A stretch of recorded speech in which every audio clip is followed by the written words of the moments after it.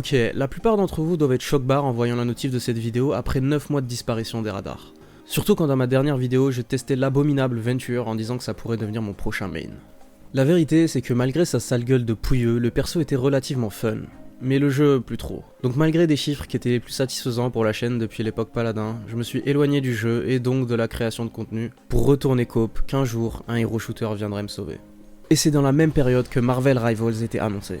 Un hero shooter 6v6 compétitif avec 33 héros de la licence Marvel jouables gratuitement jour 1.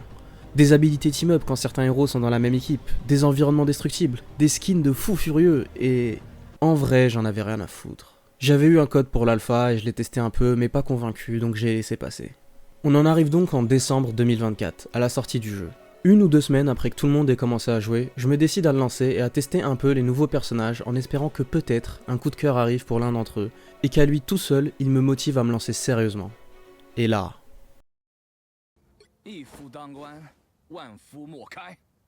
Un chinois qui met des patates et qui fait pas beaucoup de dégâts, qui doit jouer close range mais a beaucoup de survivabilité et est capable de contest pendant 50 ans en étant ultra chiant pour la backline. Je parle évidemment de The Iron Fist. Il faut savoir que j'ai toujours rêvé d'un personnage mêlé avec un gameplay qui me colle aussi bien. Juste le manipuler dans ce tour de tir m'avait déjà suffi à être sous le charme. Je lance une game, puis 2, puis 3, et le verdict est sans appel. Vous savez celui-là, je prends que celui-là maintenant. C'est bon ou pas? Mystère, wesh.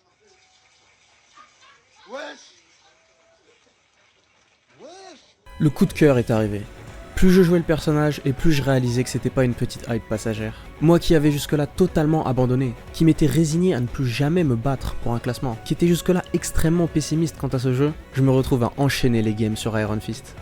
Et je réalise, en mettant des pieds-bouches, que non seulement je suis loin d'être fini, mais que le gamin en moi qui adorait être le meilleur était loin d'être mort. Après tant d'années, j'avais enfin trouvé un objectif, et il était clair. Devenir le meilleur au monde sur ce héros. Voici comment je suis devenu le meilleur Iron Fist au monde.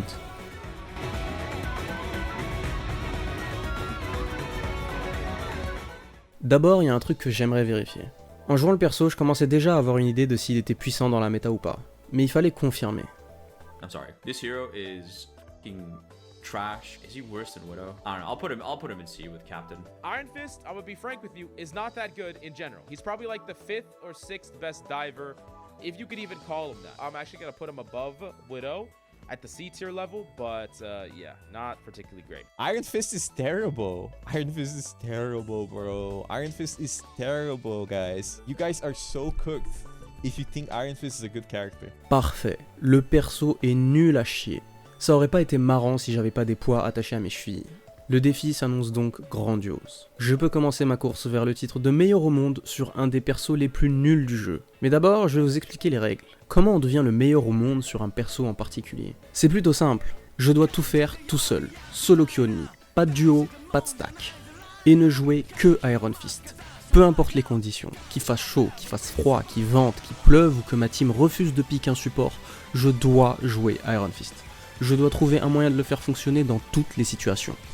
Vient donc la phase de recherche de potentiels concurrents. Qui est le meilleur Iron Fist actuellement?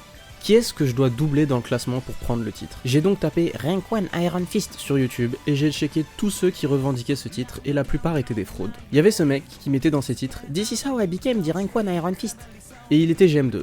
Ce qui est pas mal en soi mais pas foufou et avec la moitié de ses games en support. Il était donc éliminé. Puis vient ce type qui mettait sur sa miniature Only Iron Fist avec une photo du logo de top 500. J'ai pété ma tête, je me suis dit wesh, dinguerie, il y a un mec, il est top 500 et il joue que Iron Fist.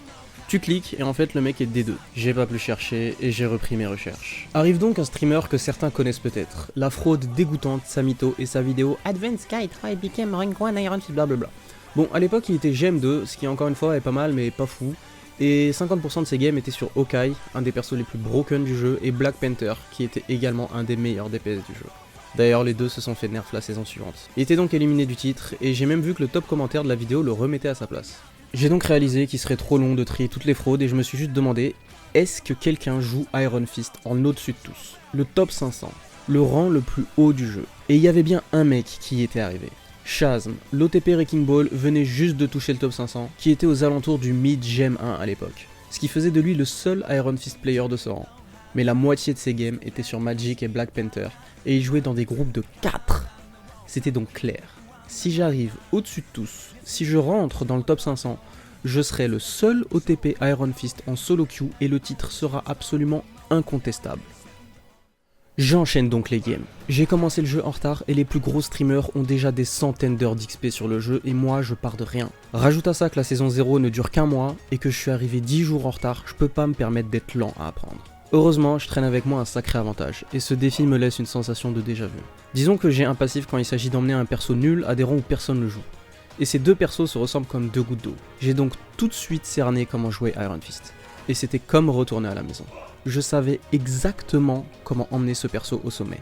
En jouant de la même manière que je l'ai fait il y a 7 ans. Je pulvérise le Baello et je débarque très rapidement en diamant puis en GM3, qui à l'époque était le top 0,1% de la player base. Je rappelle qu'à ce moment-là, le top 500 se trouve au milieu du GM1, donc je touche au but, et je rentre dans la cour des grands. A partir de là, chaque game se joue avec les mêmes joueurs. On est tellement peu à cet elo que tout le monde se connaît.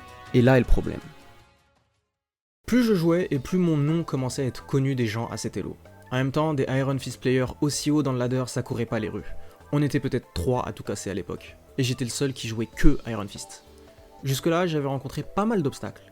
J'ai dû énormément réfléchir à comment continuer de monter malgré mon héros qui devenait de plus en plus faible à mesure que la méta était de plus en plus jouée. J'ai tout surmonté. J'ai limit test, j'ai int un nombre incalculable de fois pour jauger ce dont j'étais capable. J'ai appris les animations des sorts qui pouvaient me poser problème. Mais l'obstacle auquel j'allais faire face maintenant ne pouvait pas être résolu simplement en s'améliorant. Laissez-moi vous expliquer. Dans Marvel Rivals, il y a un système de ban de héros à chaque game. Chaque team choisit 2 héros qu'elle souhaite bannir et ils ne pourront pas être joués durant la game. Généralement, les gens choisissent de bannir les héros les plus puissants qui enculent ton fun. Sauf dans certains cas particuliers, et j'étais un de ces cas particuliers. Vous voyez, le jeu ne fait rien pour protéger l'anonymat des joueurs avant la phase de ban.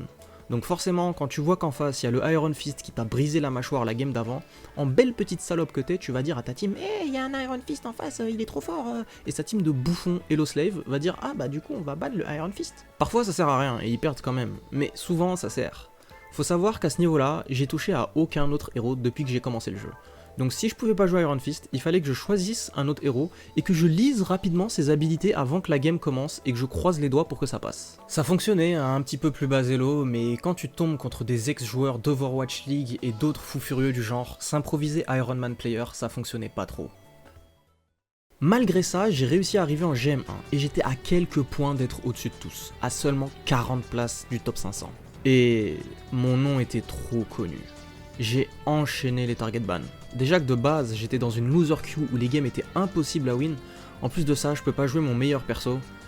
J'ai donc drop jusqu'en GM3. La frustration était énorme. Je pouvais pas juste m'entraîner ou me remettre en question pour y arriver. C'était hors de mon contrôle.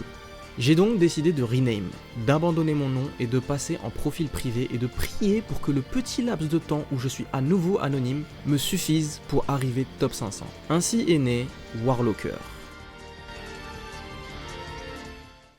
Après mon rename, c'était devenu incroyablement facile. Pendant une semaine, j'ai enchaîné les wins et pulvérisé le GM jusqu'en GM1. J'étais de retour.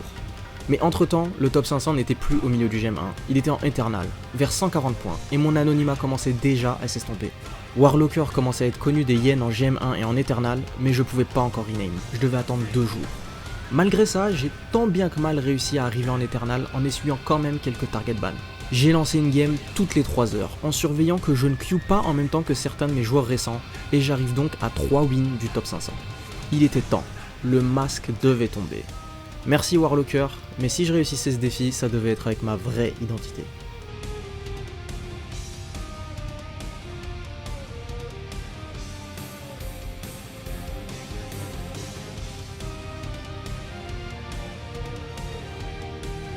J'ai donc rename, Machiavel était de retour, et 1 semaine et demie était passée depuis sa dernière apparition. Warlocker était grillé par tous les joueurs en Eternal et en top 500, mais la plupart n'avaient encore jamais côtoyé Machiavel. Tout ce qu'ils voyaient, c'était un Iron Fist player sorti de nulle part, dont les coups de poing faisaient très mal et qui frappait très fort à la porte du top 500. A votre avis, sans les target ban, est-ce qu'il leur restait vraiment quelque chose pour m'arrêter? الله لا بكيت الايرون فيست والله اذكرني This is so annoying. You could. I mean, I'm just sitting in the back and I'm just shooting the fucking Iron Fist. Plug one. I got the high ground. What the fuck? How am I just dying instantly? Yep. He always sweeps in when I'm half. I can't really do a lot. Something about Iron Fist that we are not doing it with How, man? How are we just fucked in the ass? J'y étais enfin. Ce jeu et surtout ce héros m'avaient ressuscité. Ils m'ont fait accomplir quelque chose dont je ne me pensais plus avoir envie sur un jeu compétitif. En arrivant en retard, sans aucune connaissance, en ne jouant que l'un des pires héros du jeu, en solo queue only malgré à quel point c'était difficile, et en moins d'un mois, j'avais gravé mon nom dans l'élite. Dans le top 500 des meilleurs joueurs au monde de Marvel Rivals. Contrairement à d'autres, mon titre de Rank 1 Iron Fist n'était pas frauduleux. J'ai pris un héros que tout le monde considérait comme trash, mais parce que c'était mon préféré, je me suis efforcé de le faire fonctionner. Par la suite, Marvel Rivals ont révélé les win rates et les pick rates des héros dans chaque rang, et c'est avec un microscopique 1,6% de pick rate que Iron Fist se hissait dans le top 3 des plus gros win rates du jeu à la surprise générale. Et mes 300 games qui comptabilisaient un écrasant 63% de win rate y étaient sûrement pour quelque chose. J'ai par la suite continué de jouer pour monter le plus haut possible dans ce qui était l'enfer absolu pour un OTP en solo queue. J'ai réussi à me hisser à 200 points en above all et aux alentours du top 280. Mais les stacks de 4 pro players ont fini par avoir raison de moi. Peu importe, mon objectif était atteint. Tout était vérifiable sur mon profil tracker.gg. Et vous êtes maintenant mes témoins. Je suis devenu le meilleur Iron Fist au monde.